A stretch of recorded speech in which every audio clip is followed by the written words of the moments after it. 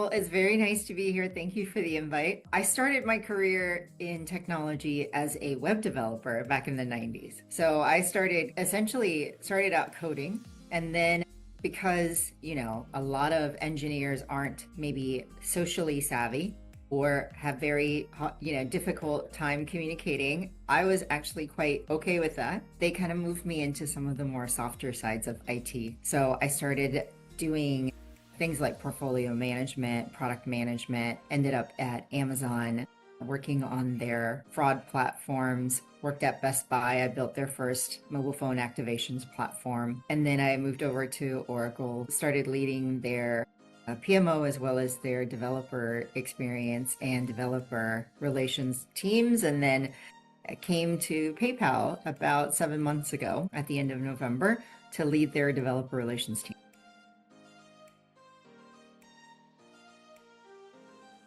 You got to mash together in one organization. And what I really like about some of the challenges that I get to do is I get to fix things.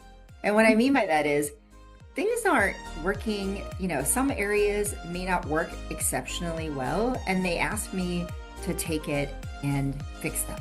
And so I get to make a very large impact on a very large scale with the kinds of projects or initiatives that I get to work on. And so for me, that is probably one of the most exciting things. And the thing that I get up in the morning and I'm like, yes, I can't wait to go to work and go to fix this thing, right? So that's really what drives me every morning.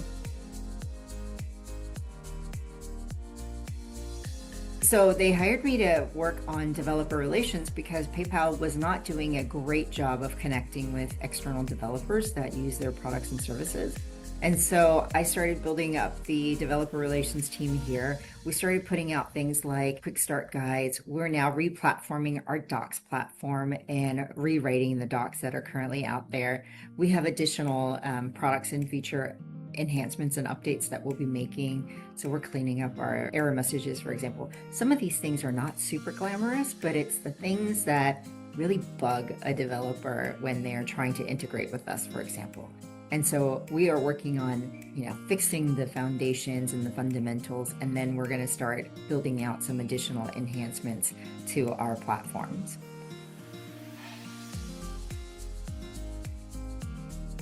I own developer relations, but I also own all of the developer platforms. So our core APIs, these are the ones where $400 trillion of money movement happens every year. So our core APIs, our core SDKs, and our developer docs platforms, including the portal and then our sandbox and onboarding. I also own integrations and the integrations layer for merchants that want, or developers that also want to integrate with us and our products. So that's another new team that is going to be built out.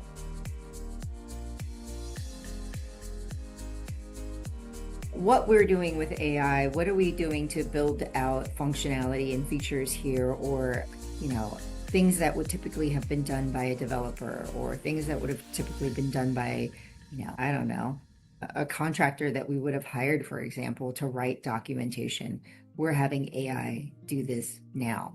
And it's really a matter of how do we implement AI in such a way that it is efficient and effective, but also helps with reducing the kind of manual load that you would typically see across an organization. And that is always, I think, a balance that you have to take.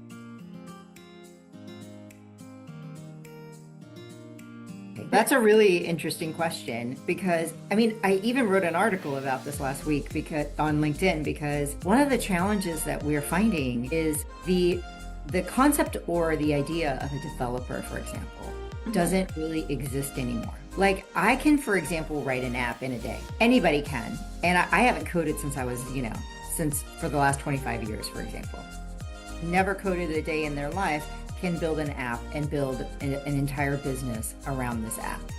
What actually makes a coder is no longer writing syntax. It's really around how do I structure my thoughts and ideas so that I am properly prompting the AI to actually build all of the edge cases, all of the use cases, all of the different types of scenarios that you would need typically encounter when you are building something. And I think that really is the skill that we need to have, is how structured can you be? How logical can your thought processes be? And can you think of all of those workflows and use case examples so that you're building a comprehensive, fully cohesive, application? Coding is no more just a strict, I learn a technical language and I write in that language anymore. Mm-hmm. That question, what's going to be most important when AI eventually takes over and singularity is reached, is we are going to need to be strategic, be creative, have the ideas, and be structured thinkers. Those are really what is going to differentiate us from a job or a career that AI can't take over. Merging technology and trend. I mean, right now, it's literally everything AI. And I don't think that that's going to change in the next 6 months to a year. I think, if anything, it will accelerate. And I think the thing that is probably going to make somebody successful is knowing how and when to use LLMs or AI essentially correctly, right? Mm-hmm. So as I mentioned, the person who can just, say one prompt and build a business, it's the folks that can build those prompts or write those prompts in such a way that you actually can get a very productive, effective app or tool or whatever it is that you might be building. So I don't think, if anything, there will be new technology other than maybe new features or functionality or acceleration with agents.